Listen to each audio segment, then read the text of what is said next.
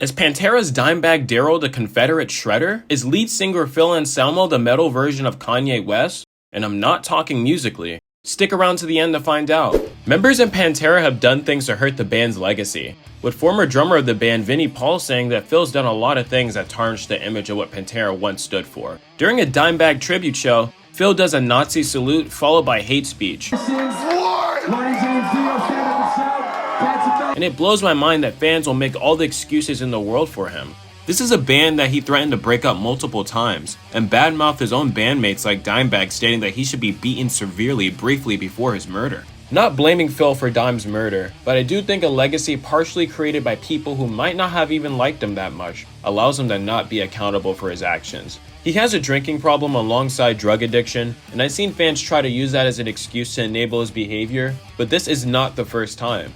These are serious things, and I don't think it's irrelevant, but I don't think we can give him passes for things just because he has things going on. We all have problems. How many people do you know get racist when they get drunk or high? He has since apologized, but as the saying goes, fool me once, shame on you. Fool me twice, shame on me. And this isn't the first time racism has left his mouth. When someone shows you who they are, you should believe them. I think you should enjoy Pantera's music if that's the music you enjoy, but the type of people in this band should be just as known. This reminds me of the Kanye's just off his meds conversation. And whether you're on or off of your meds, supporting Burzum and Varg is not cool.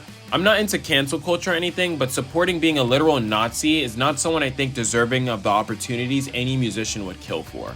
Moving on to Dimebag Darrell. During a guitar signing, he called a fan the N-word. You gotta test, see if the nigga can play, dude. If you can't jam, you can't play it. You ain't signing it. If you watch the full video, it wasn't said with malice, and there's a lot of excuses you can say for him, like the times of the recording, or the place they were at, but none of these hold weight or are acceptable. I don't want to speak bad on someone who can't even defend themselves, but I will say this. That joke was in poor taste. It reflects poorly on his legacy, and the Dixie Rebel guitar is cringe, and it did not age well. I'm not going to take away the influence and accomplishment the band has made.